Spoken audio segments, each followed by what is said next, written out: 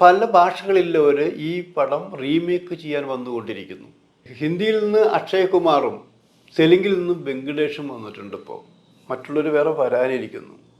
പക്ഷെ ഇവരൊക്കെ വന്നപ്പോഴും ഈ റൈറ്റ്സിൻ്റെ പണത്തിൻ്റെ പേരിൽ മാത്രമല്ല, ഇതിൻ്റെ പ്രൊഡ്യൂസർക്ക് ഇപ്പോഴും ഇതിൻ്റെ റൈറ്റ്സ് കൊടുക്കാൻ, റീമേക്ക് ചെയ്യാൻ റൈറ്റ്സ് കൊടുക്കാൻ ഒരു വൈമനസ്യമുണ്ട്. പണത്തിൻ്റെ പേരിൽ മാത്രമല്ല.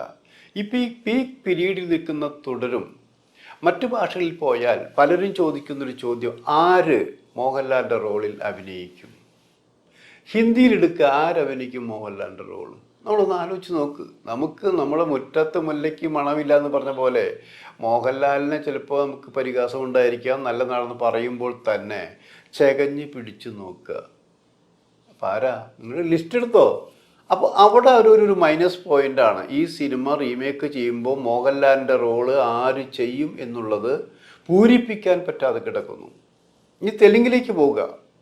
തെലുങ്കിലേക്ക് പോകുമ്പോൾ വെങ്കടേഷാണ് അത് നിർമ്മിക്കാൻ വേണ്ടി വന്നിരിക്കുന്നത്, റീമേക്ക് ചെയ്യാൻ. അപ്പോൾ വെങ്കടേഷിനെ ചുറ്റിപ്പറ്റി വെങ്കടേഷിൻ്റെ ആൾക്കാർ, നമ്മുടെ ആൾക്കാർ ചോദിക്കും, അവിടെയും മോഹൻലാലിൻ്റെ റോൾ ആര് ചെയ്യും? കാരണം മോഹൻലാൽ തെലുങ്ക് സിനിമകൾ ഇപ്പോൾ ചെയ്തുകൊണ്ടിരിക്കുന്നുണ്ട്, പല സിനിമകളും ചെയ്തുകൊണ്ടിരിക്കുന്നുണ്ട്. അതിൽ നല്ല റോളുകളാണ് ചെയ്തുകൊണ്ടിരിക്കുന്നത്.